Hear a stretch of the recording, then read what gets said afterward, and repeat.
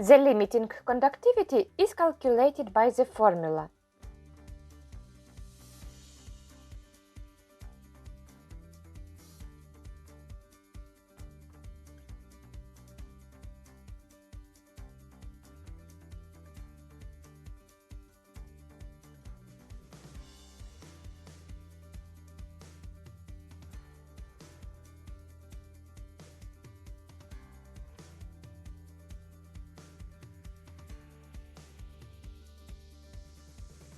But if we consider the experimental data, we can see that the transition from lithium cation to rubidium cation leads to an increase in mobility.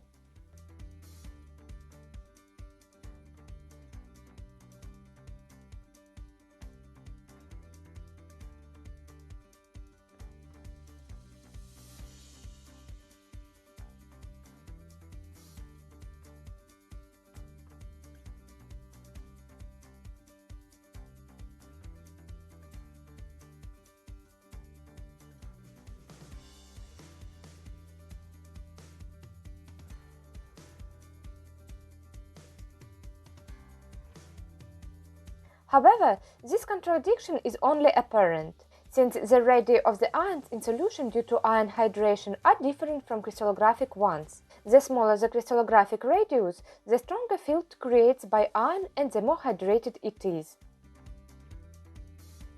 Therefore, the radius of the hydrated lithium ion is larger than the radius of the hydrated sodium ion. However, if the intrinsic size of the ion increases so much that the strong hydration shell around it is no longer held, then with a further increase in the crystallographic radius, a decrease in mobility should be expected. This pattern will be observed if we compare, for example, caesium cation and tetramethylammonium cation. For anions, this regularity will also be observed. Let's compare the corresponding data for bromine, iodine, and acetate anions. Among cations and anions, the sizes of the rubidium, caesium, bromine, and iodine ions are critical.